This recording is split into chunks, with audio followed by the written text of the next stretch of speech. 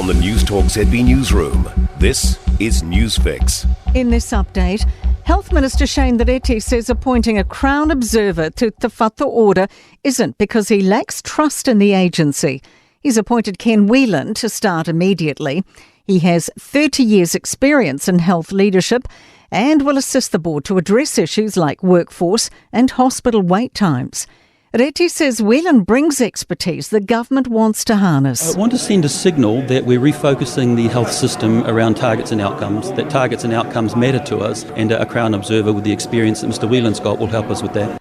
A Defence Force aircraft with 11th hour maintenance issues now has the all clear to fly the Prime Minister to Australia. The Boeing 757 will take Chris Luxon on his first official international trip.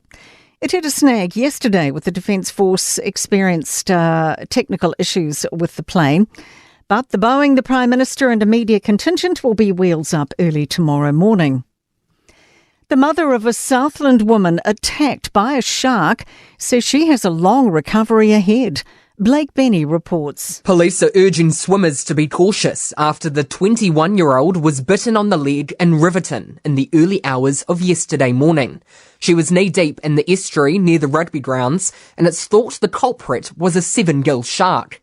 Her mother says she's doing well post-surgery and is in ICU at Southland Hospital.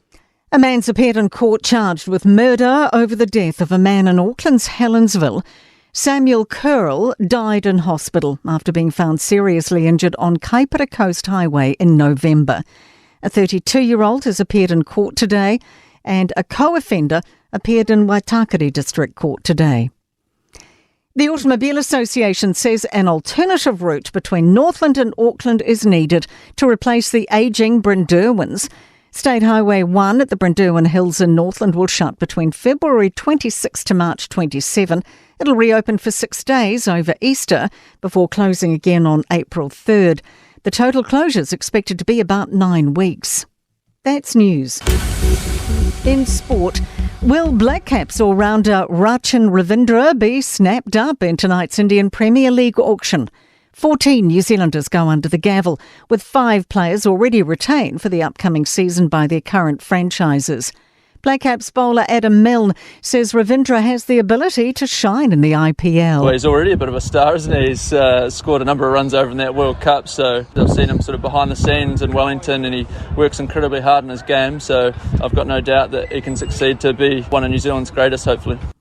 Warriors boss Cameron George is grateful for the catch cry Up the Wars, which finished second in this year's poll of best quotes conducted by Massey University. The NRL side captured the nation with their run to the last 4. George says no business strategy could emulate what occurred naturally. And that's sport. I'm Raylene Ramsey. For more news, listen to Newstalk ZB live on iHeartRadio.